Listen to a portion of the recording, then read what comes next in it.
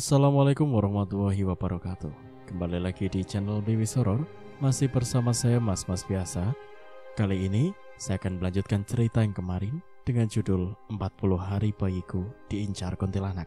Cerita ini ditulis oleh Kak Puji Kejora.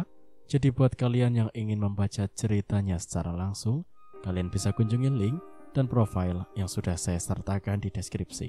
Tanpa berlama-lama, langsung saja kita ke ceritanya. Sejenak, mereka saling pandang, lalu masuk ke kamar lain dan meninggalkan Nur sendirian. Penasaran, aku masuk ke kamar Nur dan melihatnya terlentang dengan keadaan lemas. Dari jalan lahirnya terus mengeluarkan darah, sampai spray dan pakaiannya semua terkena darah. Mbak Sur, Nur memanggil dengan suara lemah. Aneh, kenapa mereka meninggalkan Nur sendirian? Kenapa mereka justru hanya membawa bayinya Nur saja? Tak ingin kebingungan, aku beranjak ke kamar yang tadi Mbok Sur dan lelaki itu masuki. Baru saja tanganku hendak memegang handle, tiba-tiba saja Mbok Sur membuka pintu dan berjalan menembus tubuhku yang transparan. Si lelaki masih di dalam kamar sambil menggendong bayi yang masih merah. Bayi itu tak berhenti menangis. Mbok Sur masuk lagi ke kamar itu dan duduk di sebelah si lelaki. "Apa kau siap, Wan?" tanya Mbok Sur pada lelaki yang menggendong bayi itu. "Siap, Mbok." "Kalau begitu, ikuti ucapanku." Mereka lalu membaca seperti mantra-mantra yang tak ku mengerti artinya. Tiba-tiba saja kamar bergetar hebat, sampai barang-barang yang ada di meja berjatuhan. Lelaki yang dipanggil Wan itu mulanya takut, tapi Mbok Sur memegangi tangan Wan supaya tidak lari. Tak lama muncul kepulan asap hitam, yang lalu asap itu perlahan membentuk sebuah siluet wanita.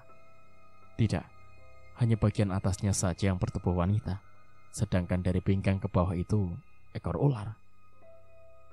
"Kenapa kau memanggilku Surti?" ucap wanita setengah ular itu. Ekornya menggeliat lalu mengitari tubuh Mbok Sur dan Wan. "Hamba membawa pengikut baru, Nyi." Mbok Sur menjawab dengan kepala menunduk. "Pengikut? Iya, Nyi. Dia pengikut baru kita, Nyi Puspa. Namanya Wawan." Wanita ular itu memandang Wawan dengan seksama. Sejenak, ia mengitari tubuh Wawan yang masih menggendong bayi itu, lalu kembali berdiri di antara mereka. Perlahan, ekor ular yang ia miliki menghilang, berganti dengan kaki yang tertutup oleh kain jarik coklat. "Apa kau tahu apa yang harus kau lakukan untuk menyenangkan aku?" tanya Nyi Puspa. "Tahu, Nyi, hamba harus mempersembahkan bayi setiap 3 malam purnama." Wawan menjawab lantang. "Bagus, lalu apa lagi?" Hamba harus melayani Nyi Puspa setiap malam Jumat Kliwon." Nyi Puspa tersenyum lalu mendekati Wawan dan meraih bayi dari gendongan Wawan. Bayi ini harum sekali." Mbok Sur dan Wawan hanya diam dengan terus menunduk. "Kau mau apa, Wan? Katakanlah." "Hamba..." Belum selesai Wawan bicara, Nur tiba-tiba masuk dan terbelalak melihat Mbok Sur, Wawan, dan wanita asing di dalam kamar. Bayinya tiba-tiba pula menangis. Sebagai seorang ibu, Nur langsung menuju bayinya. "Tunggu, Nur, kamu gak boleh ambil bayi itu," jika Mbok Sur. "Kenapa, Mbok? Dia anakku, darah dagingku." Mbok Sur memberi isyarat pada Wawan untuk memegangi Nur. Nyi Puspa mencium kedua pipi si bayi, lalu hidung dan dahinya. Terakhir, Nyi Puspa mencium ubun-ubun si bayi hingga bayi itu menjerit dan menangis keras. Nur berusaha melawan untuk menyelamatkan anaknya. "Hentikan, lepaskan anakku." Tak ada sahutan. Justru suara tangis anaknya kian mendominasi. Nur berusaha payah untuk lepas, tapi gagal. Ia hanya bisa pasrah saat bayinya berhenti menangis dan lemas. Bayi itu tewas di depan mata ibunya sendiri. "Jahat, kalian jahat." Tiba-tiba, Nur seolah mendapatkan kekuatan tambahan hingga ia berhasil mendorong Wawan sampai terjungkal. Nur berlari ke arah bayinya yang tergeletak di lantai, lalu menggendongnya. "Bangun, nak. Bangun, sayang." Nur menggoncang tubuh bayinya. Tapi bayi itu sudah tak bisa lagi bergerak.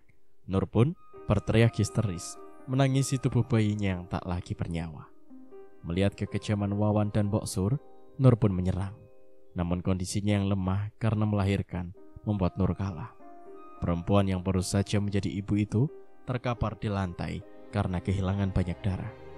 Tak lama, Nur mulai lemas, lalu menutup mata untuk selamanya. Mendadak semua gelap. Lantai yang aku injak berubah sangat kotor dan berdebu. Seluruh barang terlihat berantakan, tak beraturan. Atap terlihat lapuk dan sebagian sudah roboh ke lantai. Gelap, pengap, dan menyeramkan. Lalu kemana Wawan, Mbok Sur, dan mereka semua? Sebuah pintu dari salah satu kamar terbuka dengan sendirinya. Aku ingat, itu kamar wanita bernama Nur. Terlihat ranjang usang penuh dengan noda darah tertata di sudut ruangan. Lemari pakaian terlihat hancur termakan usia. Tiba-tiba, sesosok wanita bergaun putih kecoklatan muncul di dekat jendela. Posisinya membelakangiku dan seolah sedang menggendong bayi. Apakah itu Nur? Akan tetapi, bukankah Nur itu sudah? Perlahan, sosok wanita itu menoleh. Wajah putih pucatnya terlihat mengerikan. Matanya melirik ke arahku sembari menyeringai. Anakku, ucapnya lirih. Mendadak sosok itu melesat ke arahku dengan kedua tangan terulur seperti hendak mencekiku. Tidak, tidak. Aku terbangun karena merasa tubuhku terguncang. Mas Indra, kamu kenapa sayang? Kok teriak-teriak gitu?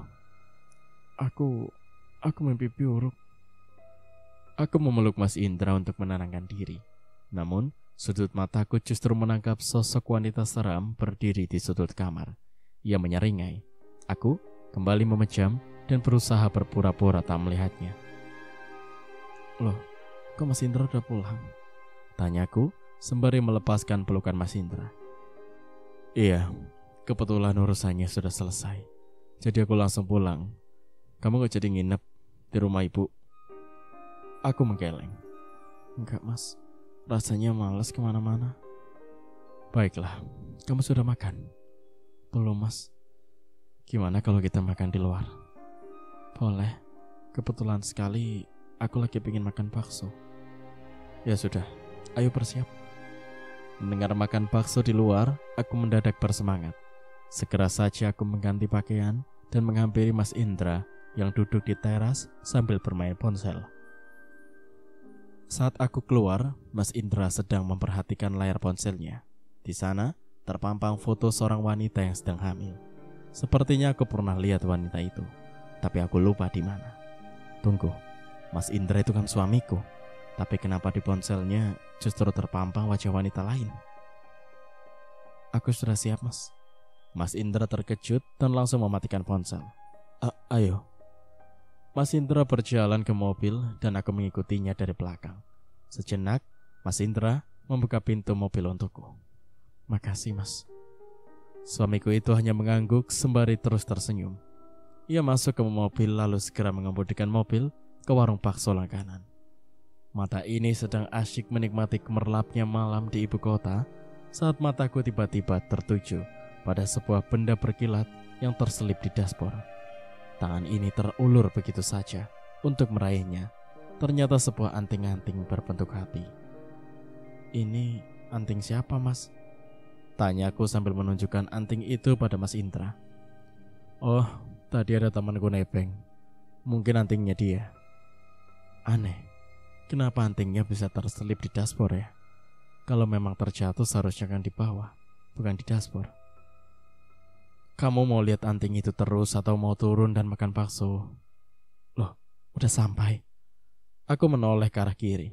Benar saja, ternyata memang mobil sudah berhenti di depan warung bakso langganan yang terkenal enaknya. Kamu sih melamun terus, kenapa sih sayang? Tanyanya sambil mengusap lembut rambutku. Enggak, aku hanya... Ayo turun, nanti warung baksonya keburu tutup. Iya mas. Aku turun dari mobil bersama dengan Mas Indra. Aroma kuah bakso seketika menusuk hidung, membuat perutku semakin keroncongan. Mau pesan apa, Pak? Bu? Tanya seorang pelayan. Bakso yang spesial 2 ya, jawab suamiku. Minumnya? Aku mau teh hangat, sautku. Sama, teh hangat juga. Baik, tunggu sebentar ya, Pak, Bu, ujar si pelayan lalu pergi ke belakang. Tak lama, pesanan bakso kami sudah datang. Perut yang sedari tadi sudah keroncongan bertambah tak karuan. Kami menikmati malam ini dengan makan bakso sepuasnya. Sayangnya, di suapan terakhir, aku melihat sosok perempuan seram berdiri menyeringai di dekat panci. Selepas melihat sosok itu, mendadak perutku mual. Tak tahan, aku pun meninggalkan meja dan berlari ke toilet. Di dalam toilet, aku langsung memuntahkan semua bakso yang tadi kumakan. Mata ini terbelalak saat aku bukannya memuntahkan bakso, tapi hewan kecil menggeliat yang sangat banyak. Apa-apaan ini? Risna, kamu kenapa sayang? Panggil Mas Indra dari balik pintu toilet yang tertutup rapat. Enggak apa-apa Mas, dari aku. Tak ingin membuat suamiku khawatir, aku bergegas menyiram hewan-hewan itu dengan air, lalu keluar dari toilet. Mas Indra sudah berdiri di depan pintu toilet dengan raut wajah khawatir. Kamu gak apa-apa? Sungguh?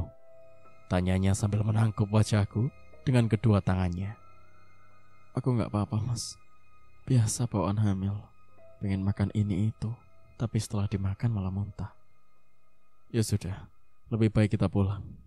Mas Indra lalu memapaku keluar dari toilet dan langsung membawaku ke mobil. Sejenak ia kembali ke warung untuk membayar makanan yang kami pesan, lalu kembali lagi ke mobil dan pulang. Aku baru saja selesai buang air saat terdengar suara aneh di dalam gudang.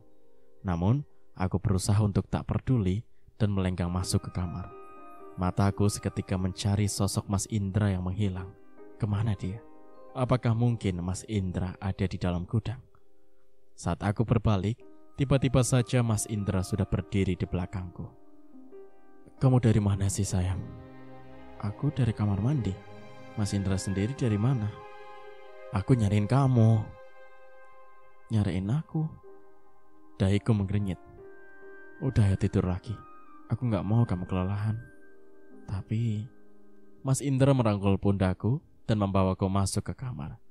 Hanya sekejap saja Mas Indra langsung terlelap. Sementara aku sama sekali tak bisa memejamkan mata.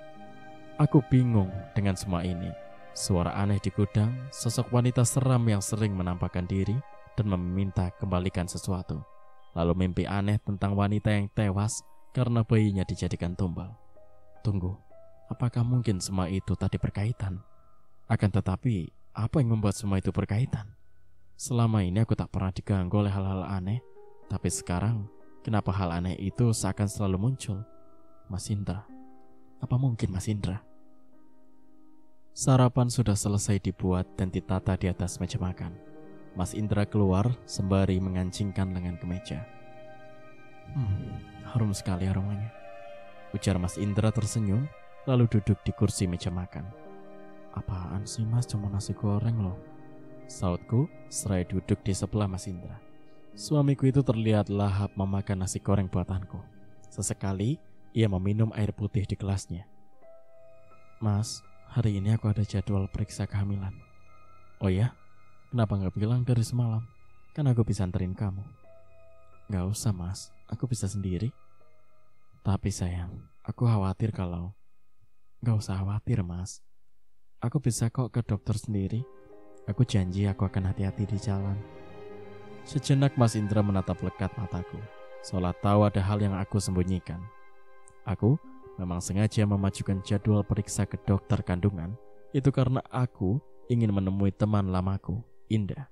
Mas Indra gak boleh tahu kalau aku bertemu Indah, karena kalau Mas Indra tahu, maka semua rencanaku akan gagal.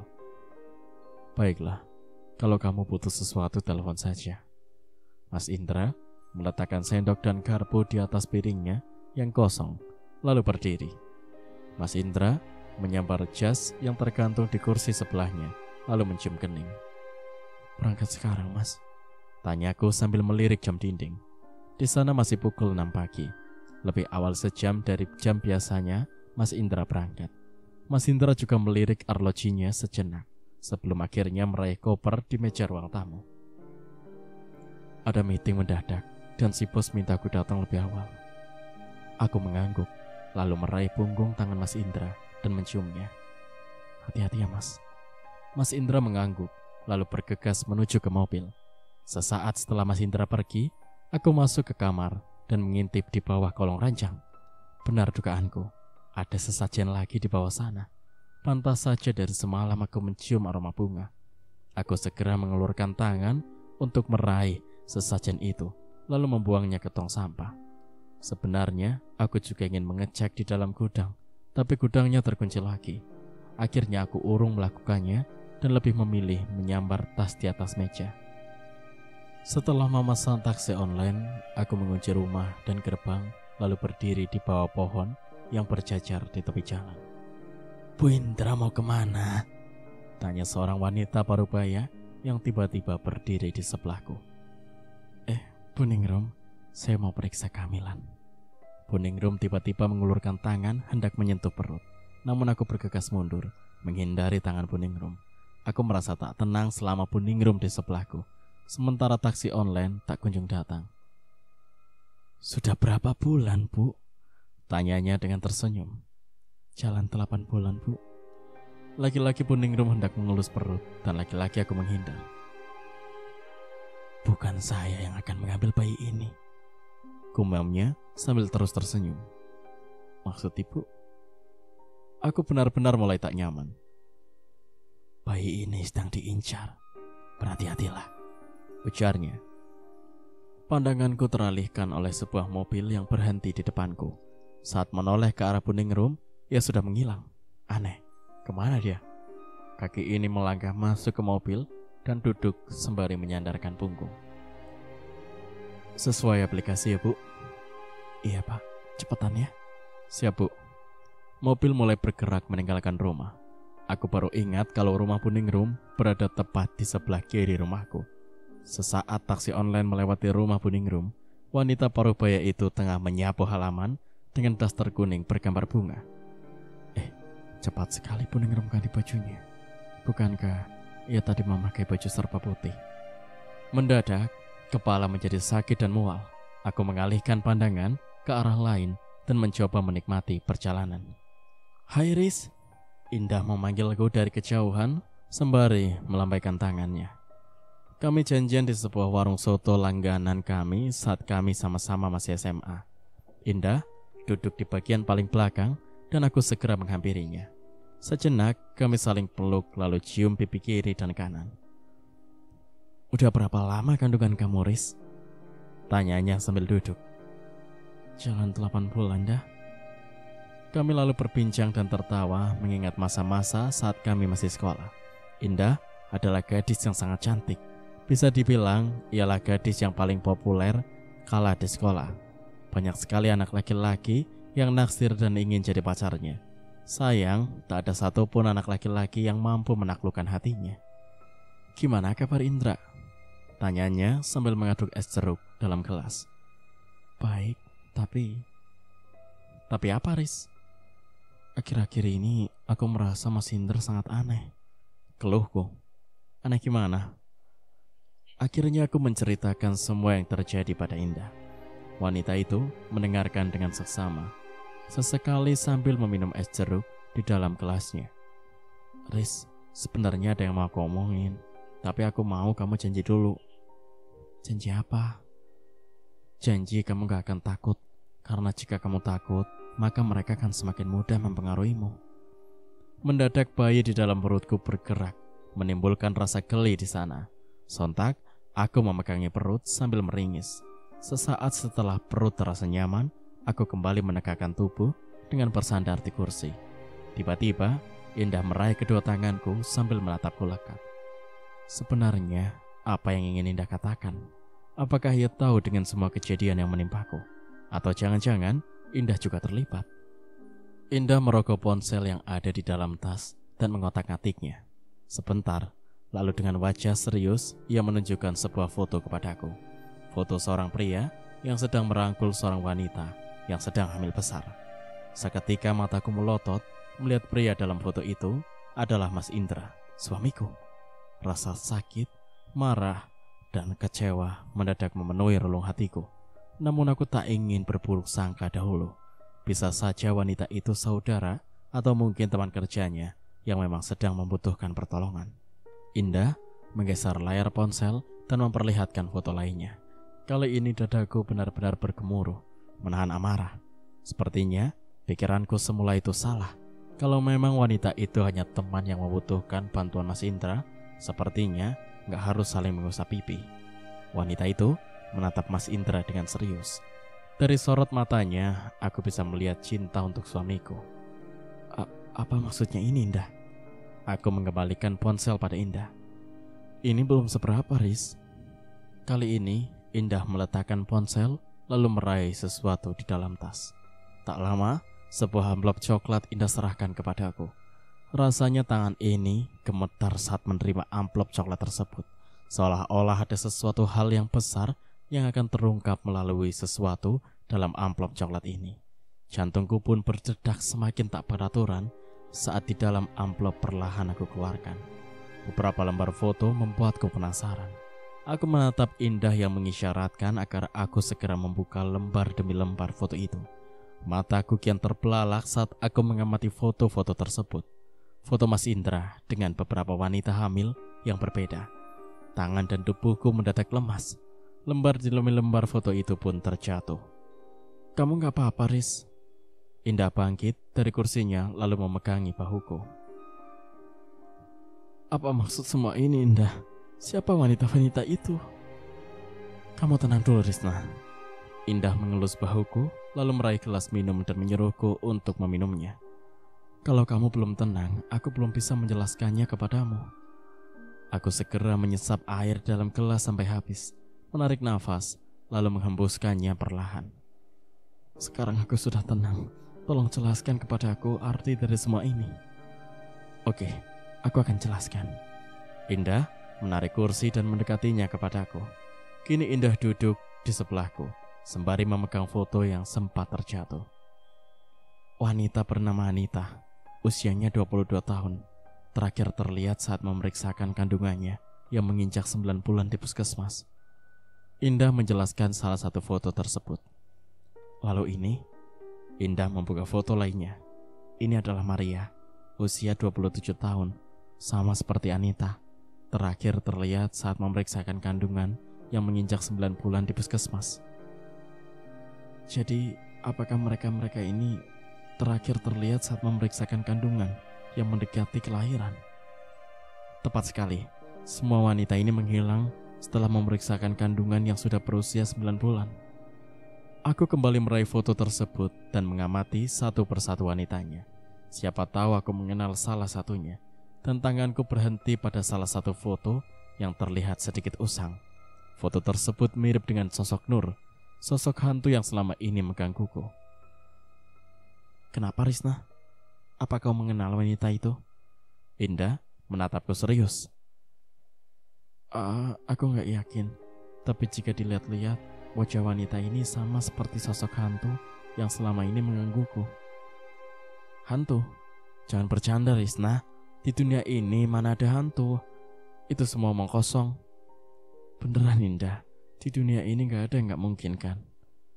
Kalau memang benar hantu itu mirip dengan wanita itu, sekarang aku tanya, apakah kamu tahu nama dari wanita yang ada dalam foto ini? Nur, jawabku.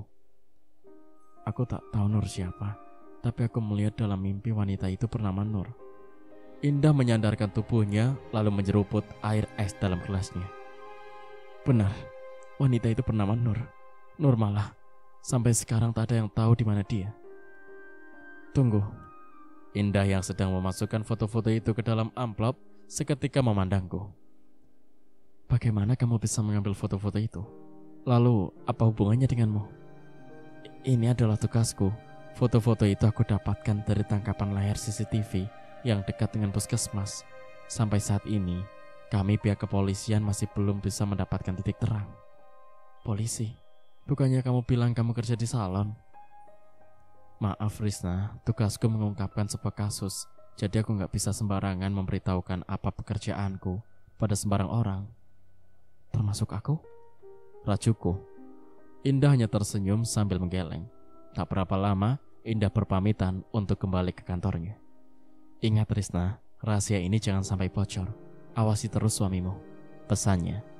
Sesampainya di rumah, aku bersikap seperti biasa. Mas Indra yang baru saja datang duduk di ruang tamu, lalu menanyakan hasil periksa kandunganku.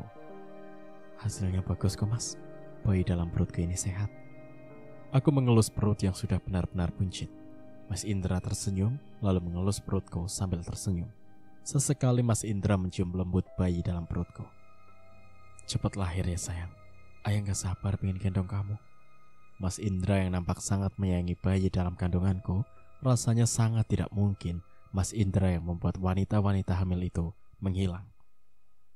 Kau melamun sayang? Tegur Mas Indra. Enggak. Aku tersenyum untuk menghilangkan kegugupan yang rasanya sudah menyelimuti diri. Setelah Mas Indra terlelap, aku mengendap turun dari ranjang dengan perlahan. Jangan sampai Mas Indra terbangun. Dengan amat sangat perlahan, aku membuka laci dan mengeluarkan sebuah pulpen pemberian Indah. Tekan tombol ini, maka pulpen ini akan otomatis merekam semua pembicaraan yang terjadi di sekitarnya. Indah mengulurkan pulpen berwarna hitam itu kepadaku. Sejenak aku memperhatikan pulpen ajaib yang ada di tanganku. Pulpen ini adalah perekamnya. Iya. Keren, pasti harganya sangat mahal. Aku merasa takjub dengan pulpen tersebut. Rasanya seperti mimpi saat aku memegang alat yang biasanya dipakai detektif-detektif dalam televisi. Itu pemberian teman saat aku berulang tahun. Aku mengangguk, mengerti, lalu memasukkan pulpen ke dalam tas dan kembali berbincang dengan Indah. Jantungku berdebar tak karuan saat meraih pulpen dan menyelipkannya ke dalam tas kerja Mas Indra yang tergeletak dan menyandar di nakas. Kamu ngapain sayang? Mas Indra bangkit dari tidur sembari mengucek mata. Aku meletakkan tas kerja Mas Indra sembarangan, lalu menyenggolnya dengan kaki agar menyandar kembali ke nakas. Nggak ngapa-ngapain mas. Terus kenapa duduk di situ? Sini tidur. Mas Indra menepuk kasur di sebelahnya. Aku mau ke kamar mandi dulu mas, kebelet. Aku bergegas keluar dari kamar lalu masuk ke kamar mandi. Meskipun setelah masuk kamar mandi, aku tak melakukan apapun, tapi setidaknya Mas Indra tak menyadari kegugupanku. Aku kembali ke kamar dan Mas Indra terlihat sudah lalap. Perlahan aku membaringkan diri, lalu mencoba untuk tidur. Sarapan sudah siap. Sepiring nasi goreng dan teh hangat untuk Mas Indra sudah tertata rapi di meja makan. Kamu mau kemana mas? Tanya aku saat melihat Mas Indra memasukkan beberapa potong pakaian ke dalam koper. Mas Indra menoleh ke arahku sembari tersenyum. Hari ini aku harus berangkat keluar kota sayang. Keluar kota? Ngapain mas? Aku mendekat dan membantu Mas Indra melipat beberapa kaos. Biasa tugas dari kantor. Sepertinya akhir-akhir ini Mas Indra sering keluar kota ya. Mendadak tangan Mas Indra yang mulanya sigap menatap pakaian terhenti. Ia menatapku sejenak lalu tersenyum. Semua kan demi kamu dan anak kita sayang. Aku hanya bisa mengulum senyum. Aku ingat pulpen pemberian Indah. Aku selipkan di tas kerja Mas Indra. Tapi jika keluar kota, biasanya Mas Indra tak membawa tasnya itu. Jadi aku harus segera memindahkan pulpen itu. Tapi kemana? Kamu melamun lagi sayang. Mas Indra mengusap kepalaku lembut. Aku hanya sedang membayangkan apa yang aku lakukan kalau besok aku sendirian di rumah. Jangan khawatir sayang. Ajak saja ibumu ke sini. Selesai memasukkan semua pakaian, aku dan Mas Indra keluar dari kamar lalu menikmati sarapan. Selama aku pergi, jaga diri kamu baik-baik ya. Aku gak mau sampai terjadi apa-apa sama kamu dan calon anak kita. Mas Indra menyendokkan nasi goreng ke mulutnya. Iya mas, aku bisa jaga diri kok. Mas Indra kembali menikmati sarapan. Setelah itu, aku membawa piring-piring kotor ke wastafel. Mas Indra sudah mulai mengeluarkan koper dari kamar. Dan tanpa diduga, ternyata Mas Indra membawa serta tas kerjanya. Syukurlah, itu artinya aku tak perlu bersusah payah memindahkan pulpen ajaib tersebut. Aku segera menyelesaikan cucian piring, lalu beranjak keluar rumah. Mas Indra sedang sibuk memasukkan koper ke dalam mobil. Selepas itu, Mas Indra mendekat ke arahku. Ia mencium pipi kanan dan kiri serta keningku. Jaga diri kamu baik-baik ya sayang. Aku mengangguk lalu mencium punggung tangan suamiku itu. Ia mengelus kembali kepalaku dan masuk ke mobil. Tak lama, mobil Mas Indra mulai melaju, meninggalkan halaman rumah dan menghilang di pertigaan jalan. Sekarang, aku hanya tinggal menunggu hasilnya. Jantungku rasanya berdebar lebih kencang dari biasanya. Dalam lubuk hati yang paling dalam, aku berharap apa yang aku dan Indah pikirkan itu salah. Meskipun bukti-bukti menunjukkan Mas Indra sebagai pelakunya. Setelah kepergian Mas Indra, aku membersihkan rumah lalu duduk sebentar di teras. Dari teras, aku bisa melihat lalu lalang kendaraan. Tak lama, sebuah gerobak sayur berhenti di depan gerbang. Aku segera bangkit dan meraih dompet di kamar. Sepertinya aku sudah lama gak masak. Hari ini, aku ingin makan yang segar-segar. Dalam sekejap saja, gerobak sayur dan penjualnya sudah dikerumuni pembeli. Rata-rata mereka adalah asisten rumah tangga yang bekerja di komplek ini. Bu Risna, lama gak kelihatan. Sapa salah seorang ibu yang ku kenal bernama Bu Singgi. Iya bu, jarang masak soalnya. Aku tersenyum sambil memilih sayuran segar. Udah besar aja perutnya? Udah berapa bulan sih? Tanyanya lagi. Baru 8 bulan bu. Ya jalan 9 bulan. Wah bentar lagi dong. Cewek atau cowok nih? Aku mengelus perut. Cewek atau cowok sama saja bu. Yang penting sehat dan lengkap. Amin. Bu Singgi mengaminkan doaku, lalu kembali sibuk memilih sayuran. Selepas kepergian Mas Indra, aku mulai mencoba untuk membuka gudang yang selama ini terkunci. Meskipun dengan susah payah, akhirnya pintu gudang berhasil aku buka.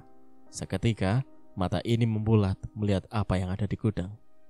Awalnya, gudang memang berisi barang-barang yang tidak atau belum sempat terpakai. Namun, sekarang barang-barang itu hilang. Gudang itu kosong melompong dan hanya menyisakan satu meja di tengah ruangan. Meja dengan taplak berwarna merah. Aku berjalan mendekat dan melihat sebuah nampan berisi bunga 7 rupa di belakang meja. Seketika, aku menutup mulut dengan kedua tangan. Jadi benar, Mas Indra melakukan pesugihan. Lalu, wanita-wanita hamil itu, apakah mereka adalah korban? Mendadak, aku mendengar suara deru mobil yang masuk ke halaman rumah. Dengan tergesa aku keluar dari gudang dan menguncinya kembali.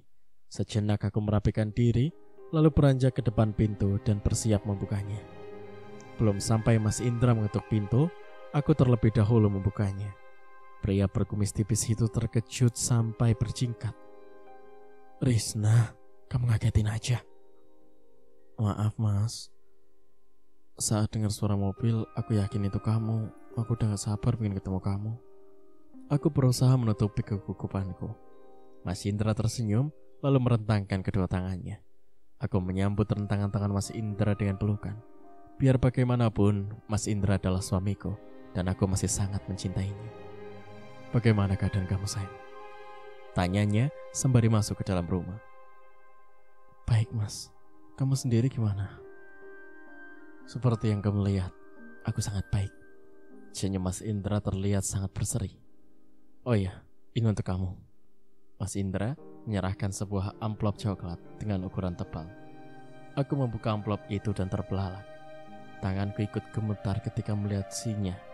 Lembaran-lembaran uang kertas merah yang sepertinya sulit dihitung dengan jari kini berada dalam genggamanku. Dari mana uang sebanyak ini, mas? Aku menutup kembali amplop tersebut. Mas Indra yang sedang melepas dasi terdiam sejenak, lalu tersenyum sembari menoleh ke arahku. Tentu saja dari hasil kerjaku, sayang. Itu bonus dari si bos yang puas dengan hasil kerjaku. Aku menatap mata Mas Indra, mencoba mencari jawaban dari sana. Namun, Mas Indra segera berpaling dan masuk ke kamar. Tolong siapkan air hangat, sayang. Aku gerah dan lelah. Perintahnya dari dalam kamar. Aku meletakkan amplop coklat berisi uang itu ke meja, lalu beranjak ke dapur untuk memasak air. Kalau diingat-ingat, sosok Nur selalu mengganggu saat nampan berisi bunga 7 rupa itu aku buang. Apa mungkin nampan sesaji itu merupakan penangkal agar Nur tak bisa mengganggu? Apa air panasnya sudah siap, sayang? Tiba-tiba saja Mas Indra sudah ada di belakangku. Ini hampir mendidih. Aku mencoba tersenyum dan kembali menghadap kompor. Entah kenapa sejak menemukan nampan sesaji dalam gudang, aku merasa sedikit gugup dan takut jika berdekatan dengan Mas Indra. Tiba-tiba saja tangan Mas Indra menelusup dan memeluk pinggangku. Telapak tangannya mengusap perut buncit, sedangkan pipi kirinya menempel dengan pipi kananku. Kamu kenapa, sayang? Sepertinya kamu terlihat gugup dan tidak tenang. Apa ada yang sedang mengganggu pikiranmu? Enggak, Mas. Aku hanya merasa lelah. Aku mengusap punggung tangan suamiku. Mas Indra membalik tubuhku. Hingga kini kami saling berhadapan. Tangannya meraih tanganku, lalu meletakkannya di pundaknya. Setelah itu, Mas Indra mengelus lembut pipiku. Kalau kamu ada masalah, bicara saja. Jangan dipendam sendiri. Tangan Mas Indra beralih ke perut. Ingat, ada anak kita di dalam sini. Mas Indra kembali memandangku, membuatku harus memaksakan senyum. Sedetik kemudian, Mas Indra menarik tubuhku dan memelukku erat. Tolong jangan berpikiran yang aneh-aneh, sehingga membuat anak kita kenapa-napa, pintanya dengan suara lembut. Aku mengeratkan pelukanku. Iya, Mas. Untuk sesaat, kami saling berpelukan. Dari helaan nafas Mas Indra, aku yakin ia sedang memikirkan sesuatu. Kami segera melepaskan pelukan saat air dalam teko mendidih dan menimbulkan suara berisik. Di lain waktu. Jadi mau kemana kita malam ini? Tanyaku sambil merias wajah. Mas Indra yang sedang memakai kemeja memandangku. Terserah, kamu mau makan di mana? Aku meletakkan bedak lalu menatap Mas Indra melalui cermin. Aku bosan makan bakso dan masakan rumahan. Terus? Gimana kalau steak? Aku diam sejenak. Enggak pizza ya. Pizza aja, Mas. Seruku. Mas Indra tersenyum sembari menggeleng. Kamu yakin mau makan pizza? Kamu kan gak doyan. Tapi aku pingin. Ya sudah, terserah kamu saja. Yang penting dimakan. Mas Indra meraih kunci mobil di atas nakas, lalu keluar kamar. Tak sengaja aku melihat tas kerja Mas Indra yang beberapa hari lalu sengaja aku letakkan pulpen ajaib di dalamnya. Terbesit keinginan untuk mencari pulpen itu dahulu, tapi aku takut ketahuan. Akhirnya, aku memutuskan untuk keluar kamar dan pergi bersama Mas Indra, menikmati malam di luar rumah. Untuk pulpen tersebut, sepertinya bisa aku ambil kapan-kapan saat memungkinkan. Mas Indra sudah menunggu di dalam mobil, jadi aku segera keluar dan mengunci rumah, lalu masuk ke dalam mobil. Sudah siap? Tanyanya saat aku selesai memakai sabuk pengaman. Siap, Mas. Ada yang lupa nggak? Tanyanya lagi sembari menghidupkan mesin mobil. Dahiku menggerenyit. Sepertinya enggak, Mas, sudah semua. Oke, kalau gitu kita jalan ya. Aku mengangguk dan Mas Indra langsung melanjutkan mobil membelah jalanan yang mulai ramai oleh muda-mudi bermalam mingguan. Saat mobil melaju meninggalkan rumah, sekilas aku melihat seorang perempuan bergaun putih berdiri di dekat rumah. Kepalanya menunduk, membuat rambutnya yang panjang menutupi wajah. Sosok itu menghadap ke rumahku. Siapakah sosok itu? Apakah itu Nur? Risna. Sebuah tepukan di pundak membuatku terperanjat. Iya, Mas. Jawabku tergagap. Astaga, jadi dari tadi kamu melamun. Padahal aku lagi ngajak ngomong kamu loh, sayang. Maaf, Mas, itu pemandangan di jalan indah banget. Aku meringis. Kamu gak apa-apa kan, sayang? Mas Indra menyentuh dahiku. Aku gak apa-apa, Mas. Yakin? Atau mau mampir rumah sakit dulu untuk periksa? Tawarnya. Gak usah, Mas. Aku gak apa-apa. Jadi, lanjut cari pizza. Mendengar kata pizza, tiba-tiba saja perutku mual. Mas Indra segera menepikan mobil dan berhenti. Begitu mobil berhenti, aku segera turun dan memuntahkan isi perutku di dalam saluran pembuangan air di dekat mobil. Kamu gak apa-apa, Riz? Mas Indra memijat tengkukku dan bahuku. Enggak mas, aku enggak apa-apa, cuma mual aja. Kita pulang aja ya, makan di rumah. Nanti piraku yang order makanan. Mau tak mau aku mengangguk dan kembali masuk ke mobil dengan bantuan Mas Indra. Setelahnya, tak ada obrolan lagi di antara kami selama perjalanan pulang. Mas Indra sangat fokus dengan jalanan, sedangkan aku fokus pada perempuan bergaun putih yang sepertinya sama dengan perempuan yang berdiri di dekat rumah. Sesampainya di rumah, Mas Indra memapahku ke kamar. Sesaat kemudian, Mas Indra memesan makanan, menyuapiku dan memijat kedua kaki ini. Kalau kamu butuh sesuatu, katakan saja, biar aku yang ambilkan. Senyum Mas Indra terlihat sangat manis. Iya mas, tapi sekarang aku ngantuk. Berkali-kali sudah mulutku menguap. Kalau begitu tidurlah. Mas Indra bangkit lalu membaringkanku di ranjang. Setelah itu, ia memakaikan selimut sampai sebatas dada. Terima kasih mas. Suamiku itu tersenyum, mencium keningku, lalu beranjak keluar kamar. Oh iya, aku mau keluar sebentar, ucapnya sesaat sebelum keluar rumah. Dan aku membawa kunci cadangan. Iya mas. Ia lalu keluar dari kamar dan menutup pintunya rapat. Semakin kesini aku justru semakin bimbang dengan sikap Mas Indra. Mendadak ponsel yang aku letakkan di atas nakas bergetar. Terlihat nama Indah di sana. Segera saja aku mengangkat panggilan telepon itu. Halo Risna, sapa suara dari seberang sana. Iya halo, ada apa Indah? Balasku. Bagaimana? Apa kamu sudah dapatkan bukti? Belum Indah. Kayaknya nggak mungkin kalau suamiku yang melakukan semua itu. Risna, kamu lihat sendiri kan foto-foto yang kemarin aku tunjukkan. Di dalam foto itu ada suami kamu, Riz. Iya, tapi sekarang begini saja. Kamu sudah meletakkan pulpen pemberianku itu ke dalam tas Indra kan? Iya, sudah ndak. Kalau Indra sudah pulang, segera ambil pulpen itu. Dari situ, kita bisa tahu apa yang sebenarnya terjadi. Tapi aku takut ketahuan dah. Ya kamu sembunyi-sembunyi dong Riz, jangan sampai ketahuan. Mungkin kamu bisa mengambil pulpen itu saat Indra tidur. Tiba-tiba saja terdengar suara pintu rumah yang terbuka. Udah dulu ya dah, Mas Indra datang. Buru-buru aku menutup sambungan telepon dan berpura-pura untuk tidur. Jam di dinding kamar sudah menunjukkan pukul 12 malam. Mas Indra sudah terlelap di sampingku. Perlahan, aku bangkit lalu turun dari ranjang. Tujuanku satu, mengambil pulpen ajaib itu dari dalam tas Mas Indra. Namun, kemana tas yang biasanya di dekat nakas? Aku mencoba mencari tas itu perlahan. Dengan berjalan mengendap, aku menuju meja rias. Biasanya, Mas Indra meletakkan tas itu di sana. Namun lagi-lagi, tak ada tas Mas Indra di sana. Sekarang aku harus mencari kemana lagi tas itu. Apa mungkin Mas Indra meletakkannya dalam lemari? Sebaiknya aku lihat dulu. Dari meja rias aku beranjak ke lemari pakaian.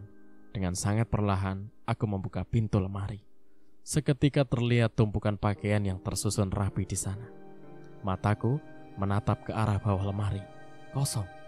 Dengan kecewa aku menutup kembali pintu lemari, lalu kembali ke ranjang. Pelan-pelan aku kembali berbaring dan bersiap memejamkan mata. Saat mata ini terpejam, entah mengapa, aku seolah melihat sosok Nur yang berdiri mematung di depan pintu gudang.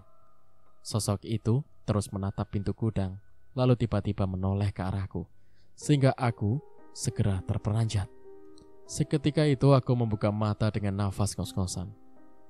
Sesaat kemudian, aku bangkit lalu meraih air dalam gelas yang tersedia di atas nakas. Tanpa pikir panjang, aku menghabiskan airnya. Kembali, aku teringat sekilas mimpi tadi. Kenapa sosok Nur berdiri mematung di depan gudang? Apa yang ia lihat? Tunggu, apa mungkin sosok Nur ingin mengatakan sesuatu? Mendadak, aku ingat saat Mas Indra. Ya, tas Mas Indra pasti tersimpan di gudang itu. Lagi-lagi aku bangkit perlahan, lalu mengendap-endap keluar dari kamar menuju gudang. Sesampainya di gudang, ternyata pintunya tak tertutup rapat. Aku dengan leluasa bisa masuk ke dalam sana tanpa bersusah payah membukanya. Pelan-pelan aku membuka pintu gudang dan melihat tas kerja Mas Indra tergeletak di atas meja. Senyumku mengembang saat melihat tas itu. Segera saja aku menghampiri tas itu dan mencari pulpen pemberian Indah. Setauku, kemarin aku meletakkan pulpen di kantung tas bagian depan, tapi kenapa sekarang tidak ada? Apa mungkin aku lupa? Tanganku beralih ke kantung tas yang lain. Sama saja, aku tak menemukan pulpen itu. Peluhku bercucuran dengan irama jantung yang berdetak kencang. "Kamu cari apa, sayang?" Suara Mas Indra sukses membuatku terpaku. Perlahan aku melepaskan tas kerja itu, lalu berbalik menghadap Mas Indra. Kamu sudah bangun, Mas?" Aku nyengir untuk menghilangkan grogi dan ketakutanku. "Aku haus dan ingin minum, tapi saat membuka mata, kamu gak ada." Mas Indra berjalan mendekatiku. "Mas Indra mau minum? Aku akan ambilkan." Aku melangkah keluar gudang. Saat aku melewati Mas Indra, suamiku itu meraih lengan dengan tangan kanannya, sehingga mau tak mau aku berhenti. Kini kami saling bersisihan. "Kamu ngapain di sini? Cari apa?" Tanyanya lagi tanpa menoleh ke arahku. Itu, aku hanya sedang mencari." "Apa kamu mencari ini?" Mas Indra menunjukkan pulpen pemberian Indah yang ada di tangan kirinya. Mataku membulat, lalu menatap Mas Indra dan pulpen itu bergantian. Apakah mungkin Mas Indra tahu fungsi dari pulpen itu? "Kenapa diam saja, Risna?" Sekarang aku harus bagaimana?" Iya, aku mencari pulpen itu, Mas." Tanganku meraih pulpen tersebut dari tangan Mas Indra, melihatnya sejenak dan mengembalikannya pada Mas Indra. "Kenapa?" "Ini bukan pulpen yang aku cari, Mas. Warnanya saja yang sama, tapi mereknya beda." Mas Indra melepaskan cengkraman di lenganku, sehingga aku bisa kembali melangkah keluar. "Mas Indra mau minum kan? Minum apa? Teh atau kopi?" Tanyaku mencoba mencairkan suasana. "Bukankah kamu tahu kalau aku gak suka kopi, sayang?" Mas Indra laki-laki tersenyum, namun senyum Mas Indra itu terlihat aneh. Tidak, bukan aneh, tapi menakutkan. Baiklah, Mas, aku akan buatkan teh." Aku melangkah keluar gudang. Akan tetapi, tiba-tiba saja ada yang memukul tengkukku hingga aku seketika ambruk. Sesaat sebelum pingsan, aku melihat Mas Indra memegang balok kayu, dan di sebelahnya ada sesosok perempuan bergaun merah. Mereka tersenyum ke arahku, lalu hanya gelap yang aku lihat. Mataku mengerjap saat merasa ada sebuah sinar hangat yang menerpa wajah. Untuk sesaat aku hanya bisa diam sembari memandangi langit-langit ruangan yang sangat asing buatku. Perlahan aku bangkit, tapi rasa sakit di perut membuatku urung melakukannya. Tanganku pun refleks memegangi perut yang terasa sangat nyeri. Rata. Aku segera memandangi perut yang benar-benar rata, lalu perlahan menyipak kain biru yang sudah menempel di tubuh. Seketika mata ini terbelalak melihat bekas operasi memanjang di bawah pusar dan sisi kiri ke kanan. "Bayiku? Di mana bayiku?" Teriakku frustasi. Aku terus meraba perut, berharap aku hanya berhalusinasi. Namun ternyata apa yang terjadi ini nyata. Bayiku dikeluarkan paksa dari tubuhku, bahkan sebelum aku merasakan nikmatnya kontraksi persalinan.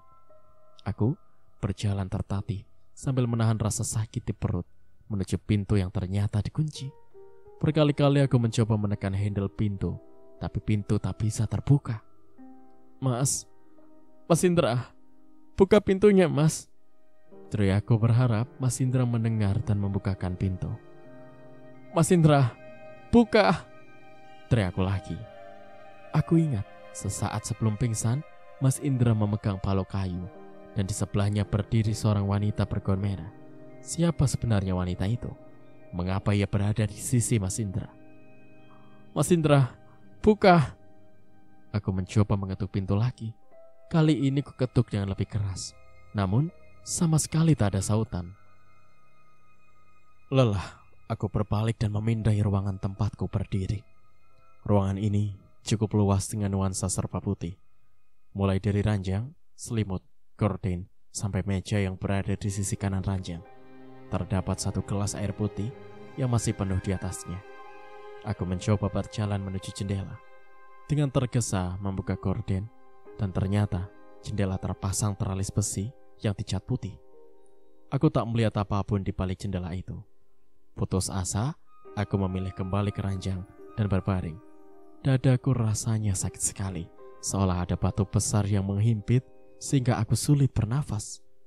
Aku masih tak menyangka Mas Indra tega melakukan ini kepadaku, istrinya sendiri. Pria itu tampak baik dan sangat mencintaiku. Bahkan sikapnya seolah-olah begitu sayang dengan calon bayi kami. Nyatanya, Mas Indra tak lebih seperti monster. Entah kemana Mas Indra yang dulu ku kenal, atau mungkin memang selama ini kebaikan cinta dan kasih sayangnya yang ia tunjukkan kepadaku itu palsu. Aku segera memejamkan mata. Saat mendengar suara langkah kaki yang mendekat ke arahku. Terdengar suara kunci dan handle pintu yang terbuka, membuat jantungku semakin berdebar. Lalu terasa ada yang memegang pergelangan tangan. "Masih hidup rupanya," suara itu bergumam. Aku sedikit membuka mata untuk mengintip siapa yang sedang berada di dekatku. Aku melihat seorang pria bertubuh tambun dengan kulit hitam sedang membelakangiku. Ia bersama satu orang lainnya bertubuh sedikit kurus, menggelar sebuah kantong besar berwarna orange. Aku yakin betul kantong berwarna orange itu adalah kantung yang biasa digunakan polisi untuk mengangkut mayat. Apakah mereka berniat menjadikan aku jenazah? Aku merasakan ada yang menyentuh kaki dan juga bahuku. Saat ini, mereka pasti berniat membopong tubuhku untuk memasukkanku ke dalam kantong jenazah. Aku seketika membuka mataku lebar, membuat dua orang pria itu terkejut. Mereka sampai melemparku sembarangan dan melompat terkejut.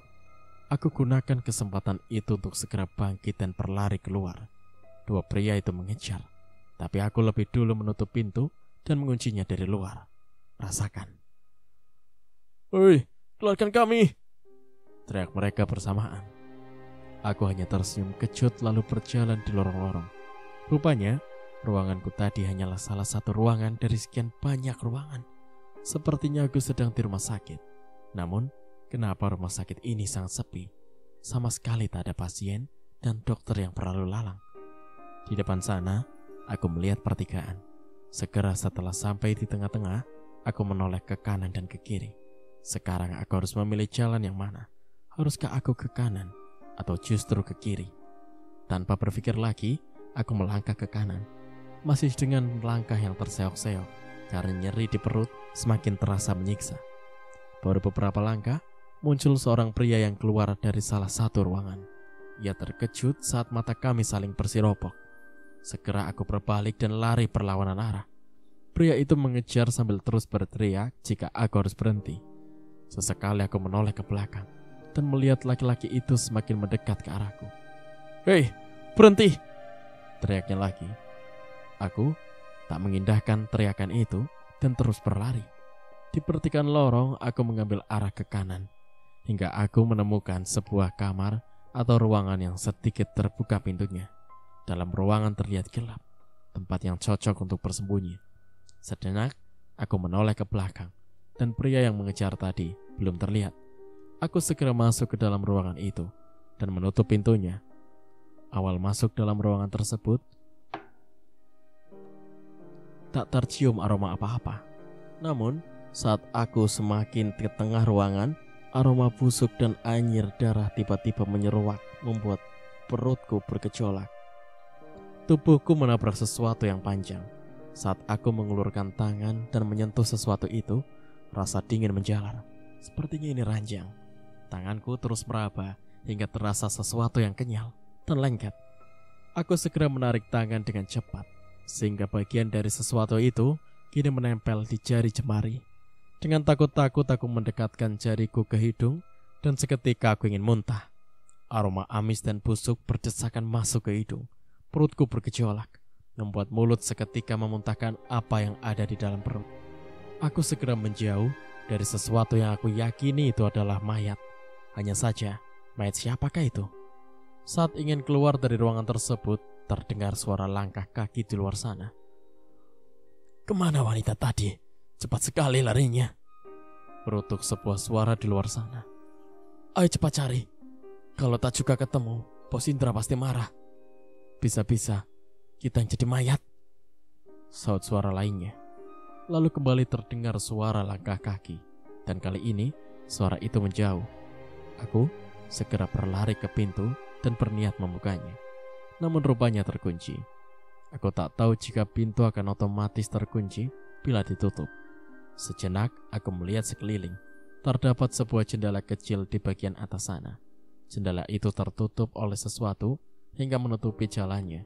Sinar matahari yang masuk sehingga ruangan ini nampak gelap. Aku pun segera menuju ke jendela itu dan rupanya tanganku tak sampai. Sekarang apa yang harus aku lakukan? Haruskah aku terjebak di sini selamanya? Aku berusaha terus menggapai jendela kecil yang ada di atas sana. Namun saat tanganku berhasil meraih sesuatu seperti kayu itu, aku justru terpeleset dan jatuh. Tanganku berhasil membuat kayu yang menutupi jendela itu lepas dan membuat sinar matahari dari luar sana masuk. Meski remang-remang, aku jadi bisa melihat keadaan di dalam ruangan. Seketika aku menutup mulut agar suara teriakan tak keluar dengan keras. Mataku menghangat melihat sesuatu di dalam ruangan itu. Sesosok mayat perempuan dengan mata melotot dan mulut menganga, tergeletak begitu saja.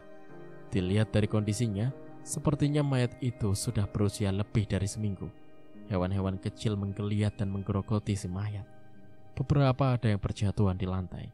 Sejenak aku sempat mual dan ingin pingsan, tapi semua rasa itu kutahan. Aku tak boleh lemah. Aku harus keluar dari ruangan ini dan melarikan diri. Segera aku bangkit dan mencari apa saja untuk memanjat jendela di atas sana. Sejenak aku memindai sekitar dan melihat sebuah kursi teronggok di sudut ruangan. Tanpa pikir panjang lagi, aku menarik kursi tersebut dan membuatnya sebagai pijakan. Susah payah aku keluar melalui jendela yang lebarnya sangat pas dengan bahu. Beruntung, selama hamil, berat badanku tak naik secara drastis. Meski harus tergores oleh kusen jendela yang keropos, akhirnya aku bisa keluar. Dengan tergesa aku berlari menjauhi bangunan yang sepertinya bekas rumah sakit itu. Aku harus segera keluar dan memberitahu Indah tentang hal ini. Kaki ini terus berlari membelah rimbunnya rumput. Hampir sampai di gerbang bercat hitam, saat tiba-tiba ada mobil dari kejauhan mulai mendekat dan berhenti di depan gerbang. Aku segera berjongkok menyembunyikan diri di antara rimbunnya rerumputan. Terlihat dua orang pria kekar membukakan pintu gerbang dan mobil hitam itu pun masuk ke pekarangan. Aku menyibak sedikit rerumputan dan mengintip aktivitas di depan sana. Dua orang pria kekar itu membukakan pintu mobil dan dua orang pun turun. Dan mobil tersebut seorang wanita dan seorang pria. Dan pria itu adalah Mas Indra. Dengan santainya pria itu merangkul si wanita yang mengenakan dress hitam. Apakah ia lupa kalau ia masih punya istri? Hampir saja aku tersulut emosi dan hendak melabrak mereka. Namun, aku ingat jika pria itulah yang sudah membuatku seperti ini. Pria itu juga yang sudah mencuri bayiku. Dan sekarang, ia enak-enakan bersama dengan wanita lain. Takkan kubiarkan mereka begitu saja. Aku harus membuat orang-orang itu mendekam di penjara. Dua pria kekar itu terjaga di depan mobil. Aku meraih sebuah kerikil yang berada tepat di samping kakiku, lalu melemparkannya jauh. Kedua pria itu saling pandang, lalu bergegas mengikuti arah suara kerikil yang aku lempar. Di saat itulah aku mengendap mendekati mobil dan berusaha membuka pintu. Beruntungnya pintu tak terkunci. Aku segera masuk dan membuka sedikit jendelanya, agar aku tak kehabisan udara nantinya. Lalu mengambil posisi meringkuk di bawah kursi penumpang. Tak lama kemudian terdengar perbincangan di luar mobil. Aku tak dapat mendengar dengan jelas. Hanya saja ada kata bayi dan segera ke sana. Mungkinkah bayi yang mereka bicarakan adalah bayiku? Beberapa saat kemudian, pintu mobil terbuka dan sepasang pria dan wanita itu masuk dan duduk di depan. Sedetik kemudian, mobil sudah melaju meninggalkan bekas rumah sakit tersebut. Bagaimana dengan bayiku? Apakah dia aman? Tanya Mas Indra. Rupanya ia masih mengakui jika bayiku adalah bayinya. Dia aman, Mas. Bagus kalau begitu. Setelah ini kita ambil bayi itu dan membawanya ke rumah Mbok Sur. Cerita pun bersambung. Nantikan kelanjutan ceritanya di part berikutnya. Terima kasih. Wassalamualaikum warahmatullahi wabarakatuh.